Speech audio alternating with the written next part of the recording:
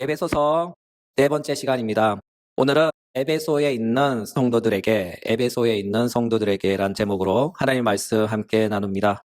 오늘 본문을 주목해 보면 이런 말씀이 나와요. 에베소에 있는 성도들과 그리스도 예수 안에 있는 신실한 자들. 에베소에 있는 성도들과 그리스도 예수 안에 있는 신실한 자들입니다. 언뜻 보기에는 마치 두 부류의 사람이 있는 것 같아 보여요. 그러나 이 말씀에서 두 부류로 보이는 표현들은 모두 다 하나의 표현입니다. 바로 그리스도인에 관한 표현이죠. 달리 표현하면 그리스도인은 성도인 동시에 신실한 자들입니다. 성도라는 말은 일반적으로 거룩한 자들이란 뜻인데 앞서서 설명했듯이 이 단어에 담긴 뜻은 1차적으로 구별된 자입니다. 무엇을 위해서 구별된 자일까요? 바로 하나님을 위해서입니다. 하나님은 말씀하셨어요. 출애굽기 19장 5절 6절 세계가 다 내게 속하였나니 너희가 내 말을 잘 듣고 내 언약을 지키면 너희는 모든 민족 중에서 내 소유가 되겠고 너희가 내게 대하여 제사장 나라가 되며 거룩한 백성이 되리라. 그렇죠.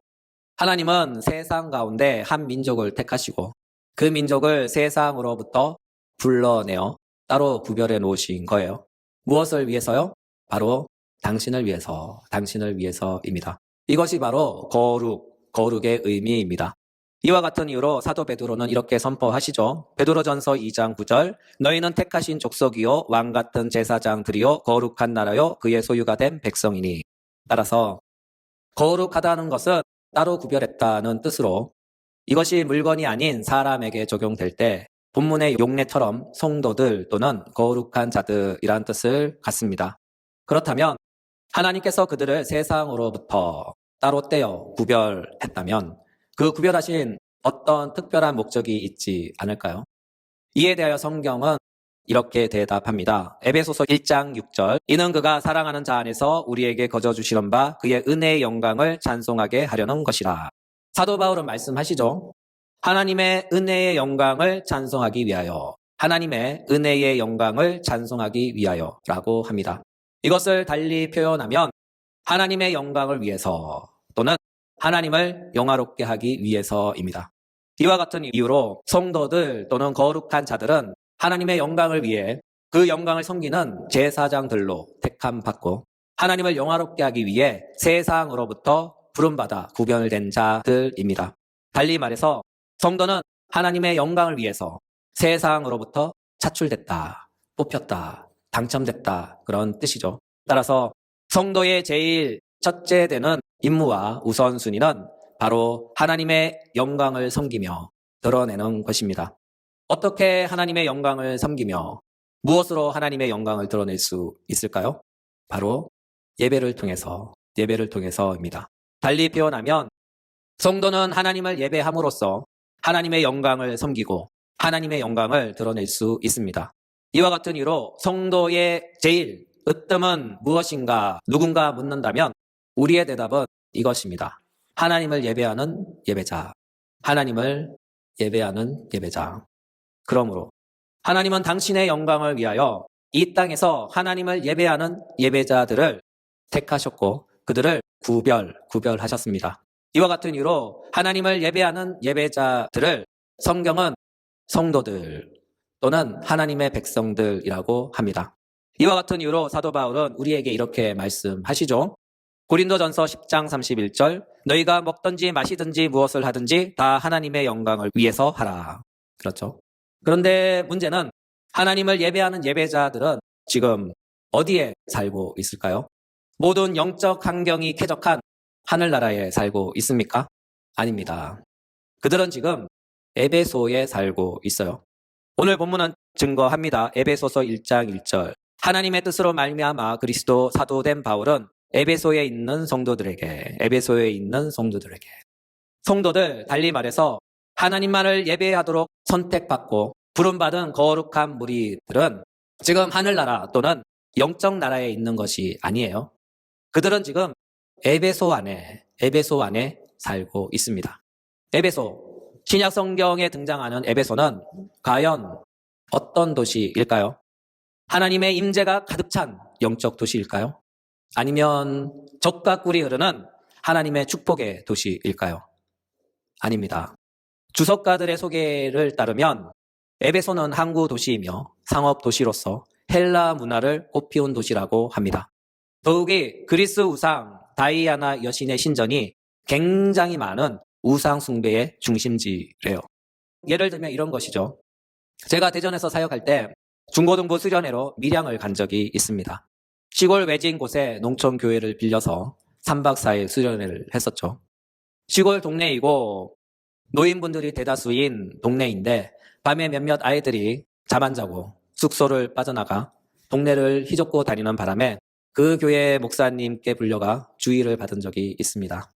그런데 볼 1차 밀양 시내를 갔었어요. 그때 놀라운 광경을 목격했습니다. 그 당시에는 저에게는 좀 충격이었어요. 그 충격적인 장면이 무엇인가 하면요. 밀양시청 뒤에 시청보다 더 큰 불교 사원과 동상이 있는 거예요. 아마 밀양은 불교 도시인 것 같습니다. 아무리 눈 크게 뜨고 찾아봐도 밀양 시내에서 교회 찾기가 참 어려웠어요. 바로 이런 것과 비슷한 거예요. 오늘의 본문의 주인공인 에베소가 바로 그런 곳입니다. 특히 사도 바울이 에베소에서 전도하다가 큰 봉변을 당할 뻔도 했죠. 사도행전 19장 24절부터 30절 데메드리오라 하는 어떤 은장색이 은으로 아데미의 신상 모양을 만들어 직공들에게 적지 않은 벌이를 하게 하더니 그가 그 직공들과 그러한 영업하는 자들을 모아 이르되 여러분도 알거니와 우리의 풍족한 생활이 이 생업에 있는데 바울이 에베소뿐만 아니라 거의 전 아시아를 통하여 수많은 사람을 권하여 말하되 사람의 손으로 만든 것들은 신이 아니라 하니 이는 그대들도 보고 들은 것이라 우리의 이 영업이 처하여질 위험에 있을 뿐만 아니라 큰 여신 아데미의 신전도 무시당하게 되고 온 아시아와 전하가 위하는 그 위험도 떨어질까 하노라 하더라. 그들이 이 말을 듣고 분노가 가득하여 외쳐 이르되 그다 에베소 사람의 아데미여 하니 온 시내가 요란하여 바울과 같이 다니는 마게도냐 사람 가이오와 아리스다고를 붙들어 일제히 연극장으로 달려 들어가는지라. 바울이 백성 가운데 들어가고자 하나 제자들이 말리고. 그렇죠. 제자들이 안 말렸으면 바울은 큰 봉변을 당할 뻔했죠. 이 구절들을 통해서 알 수 있듯이 에베소 사람들은 아데미 여신에게 진심이었던 사람들이죠. 그런 진심을 가졌던 도시에서 사람들에게 복음을 전한다? 이것은 마치 밀양 시내 한복판에서 예수천당 불신지옥을 외치는 순교 행위와 같은 것입니다. 이런 우상이 가득한 도시에, 우상으로 밥 먹고 사는 도시에, 아데미 여신에 대한 진심이 가득한 도시에 바로 그곳에 성도들이 있는 거예요. 달리 표현하면 에베소는 복음의 불모지이며 영적 은혜가 척박한 땅이며 하나님의 축복으로부터 거리가 먼 영적 오지의 땅입니다. 바로 그런 곳에 하나님을 예배하는 예배자들이 있는 거예요. 여러분, 사도 바울께서 오늘 본문인 에베소를 통해 우리에게 말씀하시는 메시지는 무엇일까요? 그들의 처지나 우리의 처지나 모든 상황이 비슷하다는 거죠. 달리 말해서 우리가 살고 있는 지금 이 세상도 그들이 살았던 에베소와 같은 곳이다.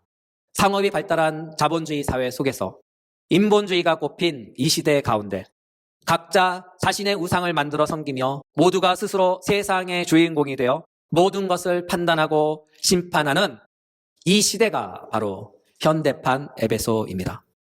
바로 이곳에 성도들이 있습니다. 바로 이곳에 하나님을 예배하는 예배자들이 있는 것이죠. 세상 가운데 섞여 살지만 세상에 휩쓸려 섞여 살지 않고 인본주의가 꼽힌 문명 한복판에 살지만 그 문명에 물들지 않으며 매일 거칠게 도전해오는 우상 숭배의 유혹 속에서 자신의 믿음을 지키며 하나님을 예배하는 예배자들이 있는 거예요. 그들은 이 시대에 하나님의 7,000명입니다. 그들은 바알에게 무릎 꿇지 않은 하나님이 택하신 7,000명입니다. 그들은 하나님의 남은 자입니다. 하나님 당신의 이름을 위하여, 하나님 당신의 영광을 위하여 이 세상 가운데서 택하시고 불러내시고 구별하여 두신 하나님의 백성들, 곧 성도들입니다. 그들이 에베소 안에 있는 것이죠. 그들이 세상 안에 있는 거예요. 그렇죠?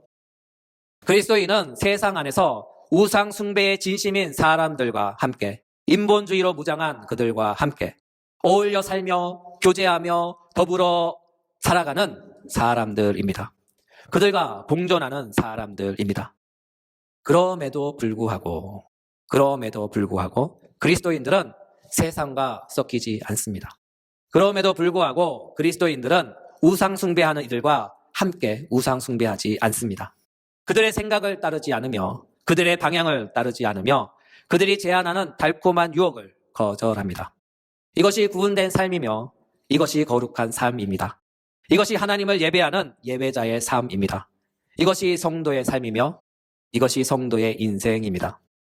이걸 볼 때 그리스도인들은 세상이 더럽다고, 지저분하다고, 정의롭지 않다고, 죄가 많다고 해서 세상을 떠나 혼자 산속에서 깨끗한 척, 의로운 척, 자기 만족을 위해 사는 사람들이 아니에요. 또는 우리끼리만 모여서 우리끼리 깨끗하게, 정의롭게, 행복하게 잘 살자 하는 국수주의도 아닙니다. 여러분, 세상이 더럽다고요? 그래서 세상으로부터 도망가서 어디로 갈 건가요? 또 내가 도망친 그곳은 깨끗한 곳입니까? 내가 몸담고 있는 그곳이 치사하고 더럽다고요? 그래서 어떻게 하실 겁니까? 피하고 도망 다니는 것이, 그들을 외면하고 배척하는 것이 그리스도인의 삶의 자세일까요? 아닙니다. 그리스도인은 에베소 안에 있는 성도들입니다. 그리스도인은 에베소 안에 있는 성도들이에요. 달리 표현하면 그리스도인은 세상 속에서 세상과 함께 어울려 사는 하나님의 사람들입니다. 때론 더러운 일도 당하기도 하고, 때론 치사스러운 일도 당하기도 하고, 때론 못벌이를 겪기도 합니다. 그럼에도 불구하고 우리는 바로 그곳에서, 우리는 바로 그 자리에서 하나님의 백성으로 살며 하나님을 예배하는 예배자로서 오늘을 살고 오늘을 걷고 다가오는 또 다른 오늘을 향해 꿋꿋하게 걸어가는 거예요. 성도는요, 교회는요, 세상 속에서 부름받았다는 사실을 잊지 마세요. 그래서 성도는요, 교회는요, 부름받은 그 자리에서 그 자리를 지키면서 삶을 살아내야 합니다. 언제까지요? 바로 주님이 다시 오실 때까지. 주님이 다시 오실 때까지. 왜냐하면 세상은 주님이 오실 때까지 언제나 변함없이 있는 모습 그대로일 테니까요. 성경이 가르치는 전망에 따르면 세상은 시간이 흐를수록 더 악해져 간다고 합니다. 말세가 가까울수록 세상은 더 망가져서 엉망이 된다고 합니다. 그러나 그럼에도 불구하고 성도는 부름받았던 그 자리에서 그 자리를 묵묵히 지키며 하나님을 예배하는 예배자, 곧 하나님의 백성들로서 오늘을 살아내는 사람들입니다. 이 사실을 잊지 마세요. 이와 같은 이유로 사도 바울은 오늘날 우리에게 이렇게 말씀하시죠. 에베소에 있는 성도들에게. 그렇다면 우리는 에베소와 같은 이 세상에서 하나님의 성도로서 어떻게 인생을 살아내야 할까요? 우리의 능력으로, 우리의 힘으로 살아가야 할까요? 아닙니다. 성도는 약합니다. 성도는 힘이 없습니다. 반면에 우리와 맞부딪히는 세상은 강합니다. 능력도 많아요. 우리가 무엇을 상상하든 그 이상이에요. 이토록 강한 세상과 맞서 우리는 어떻게 살아야 할까요? 이에 대하여 사도 바울은 이렇게 말씀합니다. 에베소서 1장 2절. 하나님 우리 아버지와 주 예수 그리스도로부터 은혜와 평강이 너희에게 있을지어다. 사도는 말씀하시죠. 은혜와 평강이 너희에게 있을지어다. 은혜와 평강이 너희에게 있을지어다. 은혜, 이것은 하나님이 값없이 주시는 선물입니다. 이 은혜 안에는 하나님의 모든 복이 포함되어 있어요. 이와 같은 이유로 하나님의 은혜는 성도의 삶의 힘이며 성도의 모든 능력입니다. 달리 표현하면 하나님의 은혜는 성도의 모든 것이다. 하나님의 은혜는 성도의 모든 것이다. 왜냐하면 성도는 하나님의 은혜로 택함을 받았고 성도는 하나님의 은혜로 부르심을 받았으며 성도는 하나님의 은혜로 구원받았고 믿음도 받았고 하늘의 신령한 모든 축복들을 받기 때문이죠. 따라서 성도들에게 있어 하나님의 은혜는 이 세상을 살아가는 능력입니다. 힘입니다.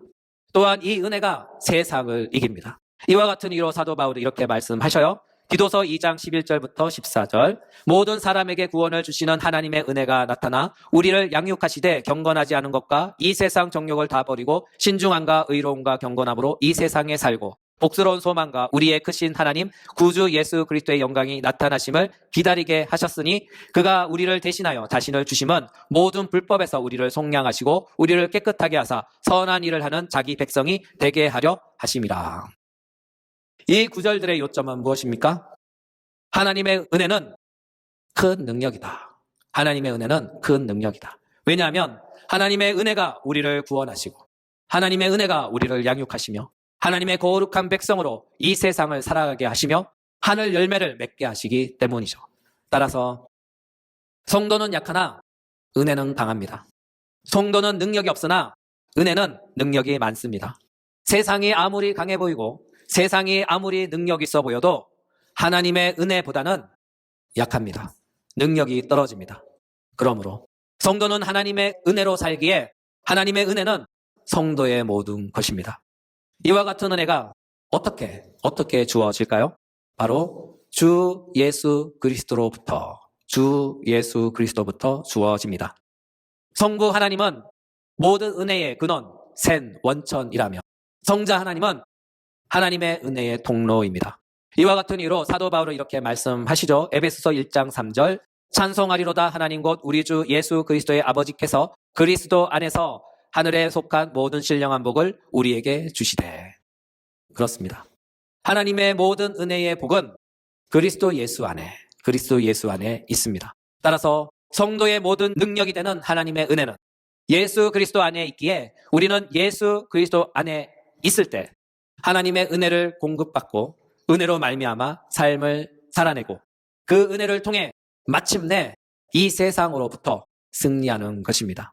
이와 같은 이유로 우리 주님은 이렇게 말씀하셨어요. 요한복음 14장 4절 5절 내 안에 거하라 나도 너희 안에 거하리라 가지가 포도나무에 붙어있지 아니하면 스스로 열매를 맺을 수 없음같이 너희도 내 안에 있지 아니하면 그러하리라. 나는 포도나무요 너희는 가지라. 그가 내 안에 내가 그 안에 거하면 사람이 열매를 많이 맺나니 나를 떠나서는 너희가 아무것도 할 수 없음이라. 이 모든 말씀의 핵심은 하나님의 은혜는 예수 그리스도 안에 있다. 하나님의 은혜는 예수 그리스도 안에 있다. 따라서 우리가 하나님의 은혜를 공급받아 충만할 수 있는 유일한 방식은 예수 안에 거하며 예수 그리스도 안에 머물기를 힘쓰는 것입니다. 이와 같은 성도의 자세를 가르쳐 사도 바울은 이렇게 표현했어요. 그리스도 안에 있는 신실한 자들, 그리스도 안에 있는 신실한 자들. 왜냐하면 신실한 자들에 해당하는 헬라어 피스토이스는 믿음을 행사하는 상태를 전달하는 단어이기 때문이죠. 쉽게 표현하면 믿음으로 그리스도를 꽉 붙잡고 있는 상태입니다. 이와 같은 신실한 자들에게 하나님으로부터 평안이 임하는 거예요.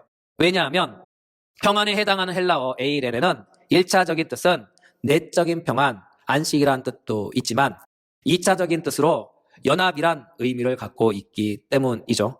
달리 표현하면 하나님의 은혜와 평안은 예수 그리스도와 연합하여 믿음으로 그리스도를 꽉 붙잡고 있는 성도들에게 주어지는 것입니다.